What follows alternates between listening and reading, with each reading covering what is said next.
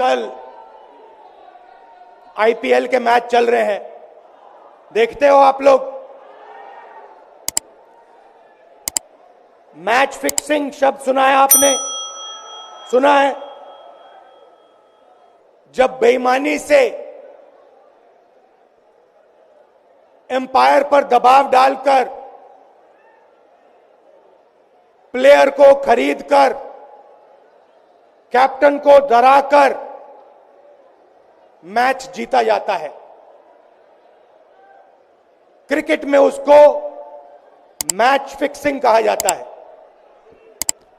हमारे सामने लोकसभा का चुनाव है। अंपायर किसने चुने? नरेंद्र मोदी ने। हमारी टीम में से मैच शुरू होने से पहले 2 खिलाड़ियों को अरेस्ट करके अंदर कर दिया। तो भाइयों और बहनों,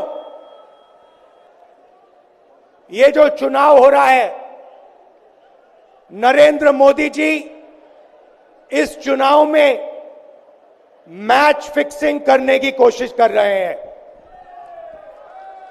ये जो उनका 400 सीट का नारा है, ये बिना ईवीएम के, बिना मैच फिक्सिंग के, बिना सोशल मीडिया और प्रेस पर दबाव डालकर खरीदकर ये 180 पार नहीं होने जा रहा है। सब मिलाकर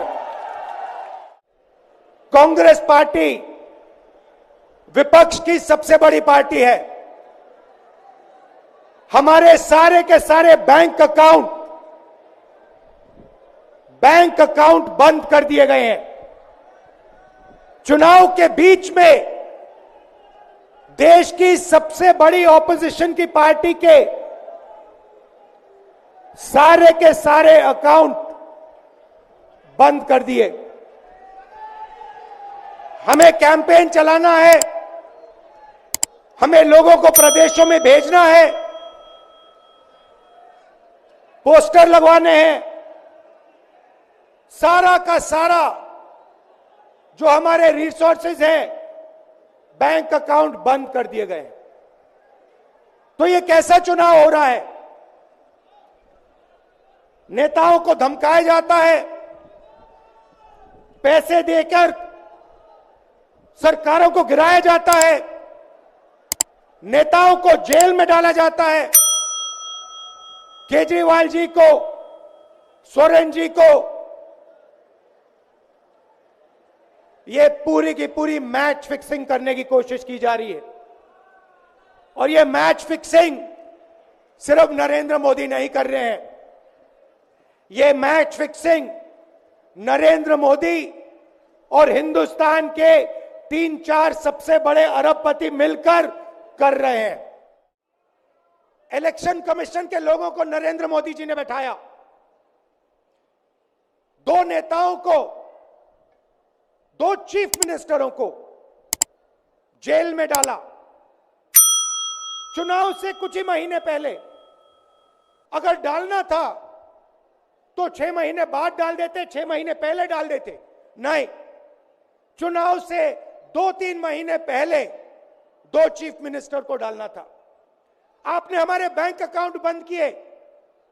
बैंक अकाउंट बंद करने थे, 6 महीने पहले करते, 1 साल पहले करते, 6 महीने बाद करते, कोई फर्क नहीं पड़ता।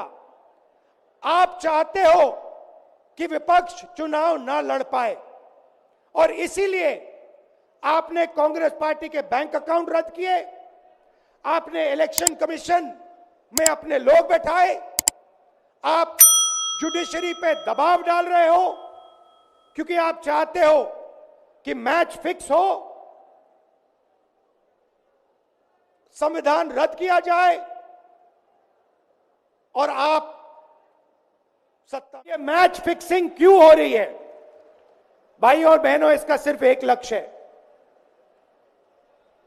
कि हिंदुस्तान का संविधान, जिसने इस देश के गरीब लोगों को भविष्य दिया, सपने देखने का हक दिया, उस संविधान को हिंदुस्तान के गरीब जनता से के हाथ से छीनने के लिए यह मैच फिक्सिंग की जा रही है। और मैं आपको बताना चाहता हूं कि जिस दिन यह संविधान खत्म हो गया, उस दिन यह हिंदुस्तान नहीं बचेगा। इसको पुलिस से, धमकी से नहीं चलाया जा सकता है। यह जो संविधान है, हिंदुस्तान की जनता की आवाज है, हिंदुस्तान के दिल की धड़कन है। इसको जिस दिन खत्म कर दिया गया, उस दिन यहां पे हिंदुस्तान नहीं बचेगा। अलग अलग स्टेट हो जाएंगे, हिंदुस्तान नहीं बचेगा। यही इनका लक्ष्य है। ये सोचते हैं कि संविधान के बिना धमकाकर, डराकर police, CBI, ED, income tax department के साथ देश चलाया जा सकता है। ये सोचते हैं मीडिया के बिना देश चलाया जा सकता है। आप मीडिया को खरीद सकते हो, आप मीडिया को दबा सकते हो, आप मीडिया के रिपोर्टर्स का मुंह बंद कर सकते हो, मगर आप हिंदुस्तान की आवाज को नहीं दबा सकते हो। इस आवाज को कोई नहीं दबा सकता। दुनिया में कोई ताकत नहीं है जो इस आवाज को दबा सकती है। बीजेपी के एमपी ने कहा कि जैसे ही हम चुनाव जीतेंगे, मैच फिक्स करके 400 सीटें जीतेंगे, वैसे ही हम संविधान को बदल देंगे, संविधान को रद्द कर देंगे। ये ऐसे ही नहीं बोला गया।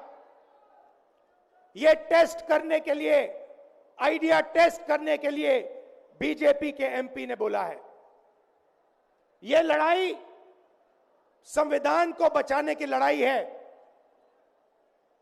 जैसे अखिलेश जी ने कहा, संविधान चला जाएगा, गरीबों के हक चले जाएंगे, आरक्षण चला जाएगा, और जो आपका धन है, गरीबों का धन है, किसानों का धन है, मजदूरों का धन है, वो 5-6 लोगों के हाथ में चला जाएगा। जाति जनगणना की बात की, किसानों के एमएसपी की बात की, युवाओं को रोजगार देने की बात की। यही देश के सामने सबसे बड़े मुद्दे हैं। मगर एक बात याद रखिए, अगर आप लोगों ने पूरे दम से वोट नहीं दिया, तो इनकी मैच फिक्सिंग कामयाब हो जाएगी। यह आप भूलिए मत।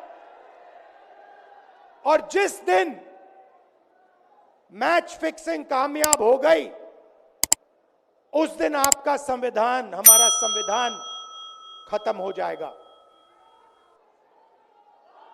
जिस दिन संविधान खत्म हो गया, उस दिन हिंदुस्तान के दिल पर एक बहुत बड़ी चोट लगेगी। तो ये जो चुनाव है, ये चुनाव कोई मामूली चुनाव नहीं है। ये चुनाव हिंदुस्तान को बचाने का, संविधान को बचाने का, और जो गरीबों का हक है, किसानों का हक है, पिछड़े वर्गों का, दलितों का, आदिवासियों का, गरीब जनरल कास्ट के लोगों का हक है, उसको बचाने का हक है, उसको बचाने का चुनाव है। मुझे बताइए, जीएसटी से, नोटबंदी से किस गरीब व्यक्ति को फायदा हुआ? किस छोटे दुकानदार को फायदा हुआ, किस किसान को फायदा हुआ, किस बेरोजगार युवा को फायदा हुआ? किसी को नहीं। 40 साल से सबसे ज्यादा बेरोजगारी हिंदुस्तान में आज है। 1% लोगों के पास हिंदुस्तान का पूरा धन, 22 लोग हैं, जितना धन उतने उनके हाथ में है, उतना ही धन 70 करोड़ लोगों के हाथ में है। ये संविधान को क्यों मिटाना चाहते हैं? क्योंकि आपका धन जो है आपसे छीनना चाहते हैं।